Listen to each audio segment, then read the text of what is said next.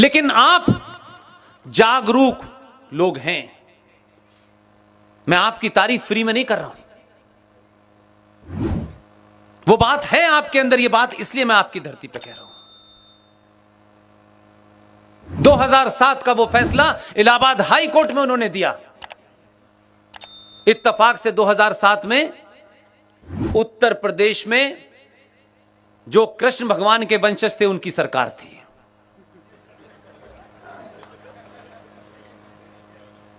यह बात अलग है कि सत्ता ने उन्हें कहा कि हम कृष्ण जी की संतान नहीं है, हम तो मुलायम सिंह की संतान है। यादवों से खुलेआम कहता हूं मैं, तुम तय करो कि तुम लालू की संतान हो, मुलायम की संतान हो, या भगवान कृष्ण की संतान हो। वो फैसला फाइल में दबा रहा।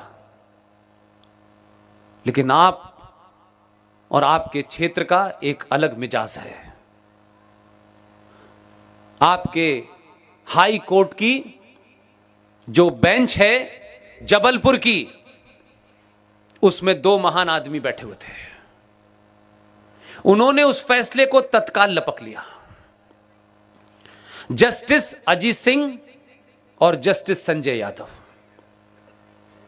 और उस फैसले की सुनवाई की तो कुछ लोग गए टोपी लगा के, कुछ फादर भी भागे वहां, साहब ये कैसे हो जाएगा।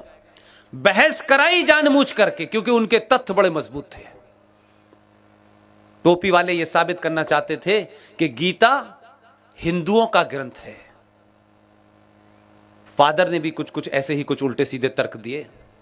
दोनों को पूरा टाइम दिया कि आप साबित करें कि गीता का हिंदुओं के मजहब से, धर्म से, फेथ से कोई लेना देना है। साबित नहीं कर पाए। दोनों जजों ने फैसला दिया कि गीता भारत का राष्ट्रीय ग्रंथ है। लेकिन सिर्फ इतना ही फर्क है कि उत्तर प्रदेश में कृष्ण भगवान के वंशजों की सरकार थी और आपके यहां शिवाजी की सरकार थी। आपके मुख्यमंत्री ने जैसे ही फैसला आया, तत्काल तौर पर गीता के सार को क्लास 9 में और 10th में कंपलसरी कर दिया। यह 2011 की बात बता रहा हूं।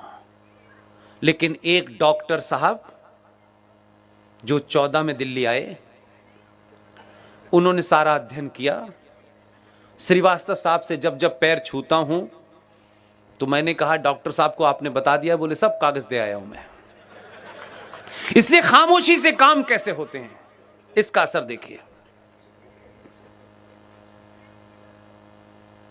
2015 में जब थोड़ा उथल पुथल ठीक हो गई, राष्ट्रपति भवन गए।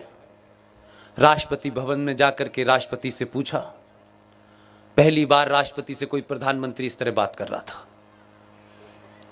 राष्ट्रपति से पूछा कि भारत की पहचान के रूप में आप विदेशी नेताओं को, विदेशी शासनाध्यक्षों को क्या देते हैं? प्रणब मुखर्जी का पाला पहली बार पड़ा था। उन्होंने तत्काल झटपट में कहा कि हम ताजमहल देते हैं। उसने यह सवाल वहीं पूछा कि ताजमहल भारत की पहचान कब से हुई? उन्होंने कहा यही परंपरा है। उसने कहा इसे बंद करते हैं। ढंडोरा नहीं पीटा। दुनिया के सबसे बेहतरीन पब्लिशर्स को बुलाया। पहले होमवर्क करता है वो पूरा, और जब टीचर के पास जाता है तो पूरे जवाब लेके जाता है। जैसे ही इन्होंने कहा कि ये नहीं, आज से गीता जो है भारत का राष्ट्रीय ग्रंथ होगी, जितने भी विदेशी मेहमान आएंगे उन्हें गीता दी जाएगी, और राष्ट्रपति भवन में हर भाषा में, दुनिया की हर भाषा में गीता राष्ट्रपति भवन में छपवा के रखवा दी। 2015 से लगातार विदेशी मेहमानों को गीता उन्हीं की भाषा में बांट रहा है। हमें आदत है किताबें खरीद के ड्राइंग रूम में रखने की, ताकि समाज में ये दबदबा रहे कि ये बहुत पढ़ते हैं।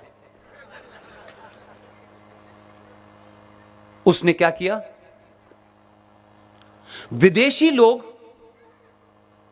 उनको यह बीमारी नहीं है, वो दिखाने के लिए नहीं जीते कि कोई हमारे बारे में क्या कहेगा, इसलिए उनके यहां संकट नहीं होता। जितने विदेशी मेहमानों को दी, उसमें से 72 देशों के राष्ट्राध्यक्षों के ऑफिस में गीता रखी हुई है। ताली बजाने की यह बात नहीं है, आपने दी है तो कहीं तो रखेंगे। उन्होंने गीता ली और गीता पढ़ ली और गीता समझ गए क्या है। भारत और पाकिस्तान के बीच में कोई स्ट्राइक हुई, उस स्ट्राइक में भारत का एक जाबाज अभिनंदन नाम का सिपाही उधर की तरफ रह गया, उधर इस्लामिक रिपब्लिक ऑफ पाकिस्तान में। उस वक्त की चर्चाएं आप पाकिस्तान की सुने तो आपको चुटकुले सुनने की जरूरत नहीं होगी। उसको, मैंने तो 12 साल काम किया है तो मैं उनकी नस नस जानता हूं, मुझे पता है। जब उसे पकड़ा तो कहा कि इसको रोक लो और भारत से बार्गेन करो कश्मीर के ऊपर। अभिनंदन को पकड़ के ये वाला कश्मीर लेना चाहते थे। मैंने उस वक्त भी वॉइस ऑफ अमेरिका का एक प्रोग्राम मुझे करना होता था, तब भी मैंने यही कहा। मैंने कहा पाकिस्तान या तो दिवालिया हो गया है, उसे याद है कि नहीं हमारा तो गलती से उधर चला गया है। हमने तो 93,000 पाकिस्तानियों को 2 महीने उठक बैठक कराई है, तब भी हमने कश्मीर वापस नहीं लिया और इज्जत से छोड़ दिया। और जब पाकिस्तान की पार्लियामेंट के सीन आपने देखे कि नहीं देखे, सच बताइएगा, देखे आपने? पाकिस्तान की पार्लियामेंट में अपोजिशन लीडर कह रहा है कि अभिनंदन को जब हमने पकड़ा तो हमारा आर्मी चीफ, उसके माथे पे पसीना आ रहा था और वो कह रहा था कि खुदा के वास्ते हमारा साथ दीजिए, इसे छोड़ दीजिए, 9 बजे तक छोड़ दीजिए, भारत हमला करने वाला है। ये उनके पार्लियामेंट में बयान था। मैं उस वक्त भी यही कह रहा था कि ये अभिनंदन को छुएंगे भी नहीं, क्योंकि चचा का फोन आ गया था। अंकल ने कहा इसे छोड़ दो। गीता मैंने भी पढ़ ली और पढ़ने वाला बांट रहा है, ये कुछ और करने वाला है। तब ये राज खुला कि भारत की मिसाइल लग चुकी थी।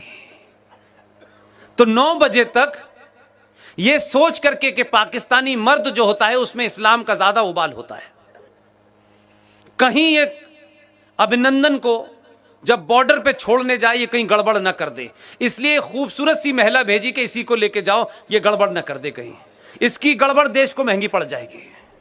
तो अभिनंदन को पूरे सम्मान के साथ छोड़ा, इसलिए नहीं, इसलिए छोड़ा कि विश्व के बड़े नेताओं ने कहा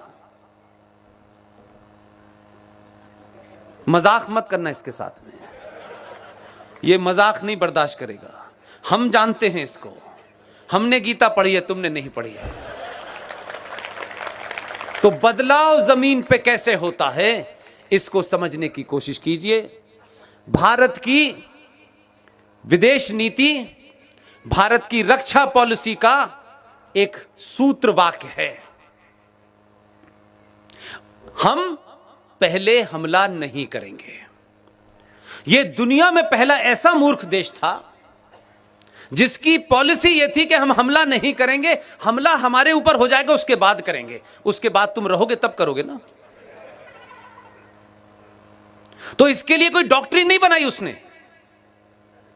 उसने एक दिन उठा और उसने कहा कि हमें ये जो बालाकोट जगह है, हमें पता चला है कि यहां से कुछ लोग भारत पे हमला करने वाले हैं, हमें पता चला है, तो इससे पहले ये हमला करें, इसे हमने कर दिया।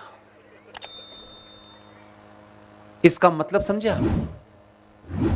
पाकिस्तान समझ में आ गया पाकिस्तान को। उन्होंने कहा कि ये जो आए थे शांति के कबूतर उड़ा रहे थे गुलाब का फूल लगा करके, इन्होंने ये जो योजना बनाई थी कि भारत किसी पे हमला नहीं करेगा,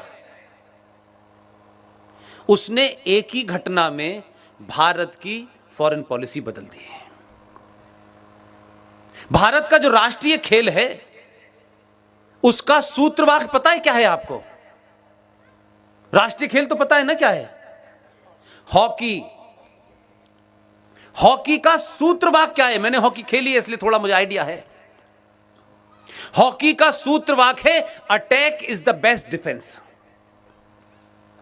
लेकिन भारत की राष्ट्रीय नीति यह थी कि हम हमला नहीं करेंगे। उसने एक ही हमले में भारत की विदेश नीति और रक्षा पॉलिसी को बदला। उसने कहा नहीं, हमें जब भी पता चलेगा कि कसब कहां से चला है, हम घर में ही मार देंगे उसको। हम आके मार देंगे, हम सर्टिफिकेट नहीं देंगे कि ये आया था, गया था, यहां था, वहां था। इसलिए पाकिस्तान के जो प्रॉक्सी सोल्जर हैं, जो फुट सोल्जर हैं भारत में, वो परेशान हैं।